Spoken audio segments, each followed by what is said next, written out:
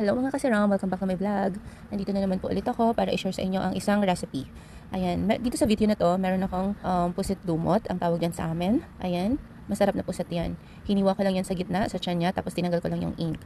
Tapos, ang next na gagawin ko dyan, ay hahatiin ko po siya sa gilid. Ihiwa-hiwain ko po siya sa gilid na parang magiging fingers po ang itsura.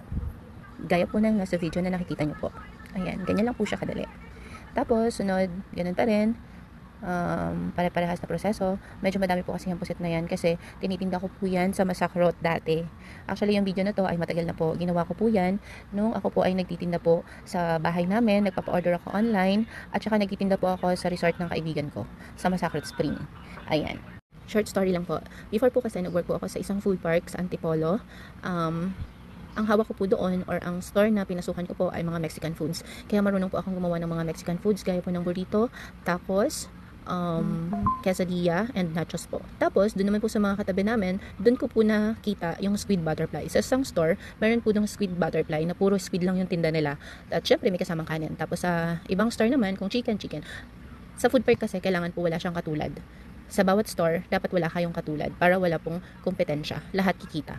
Anyway, kaya nung nagnegosyo po ako sa Bicol, isinama ko po yung squid butterfly sa aking menu. Dahil doon po sa bahay namin ay naghahanap buhay po ako sa umaga. Nagluluto po ako ng mga pansit, bihon at kung ano-ano pang almusal. Tapos sa tanghali naman, mga lunch, ulam, gulay. Tapos sa hapon, nagba-barbecue naman po ako. Tapos syempre sinasamahan din po namin yan ng mami at pares. At may kasama rin yung silog. Tapos nagpapa-order rin po ako ng mga silog at syempre ang mango shake na paboritong-paborito ng mga customers ko na kahit sa bayan ay dumadayo pa talaga sa baryo para doon mag-order.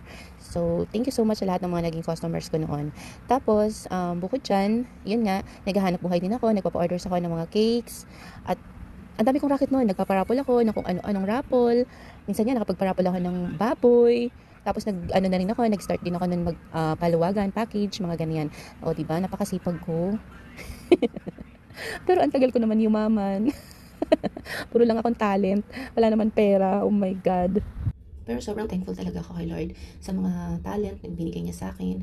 At least, naging independent ako. Hindi ako umaasa sa ibang tao. Kaya kong itayo yung sarili ko. Kaya kong buhayin ng sarili ko na hindi kailangan umasa sa ibang tao. Maraming diskarte na kailangan matutunan.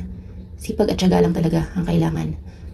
Hindi man ako mayaman, pero proud ako sa sarili ko at ipapasalamat ako sa Panginoon dahil hindi niya ako pinapabayaan kailanman.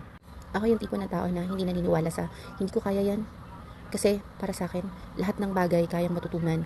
Hindi mo man yan alam, hindi mo kabisado, pero kung aaralin mo, matututunan mo. Yun yung pananaw ko sa buhay. Kaya lahat ng bagay kayang matutunan.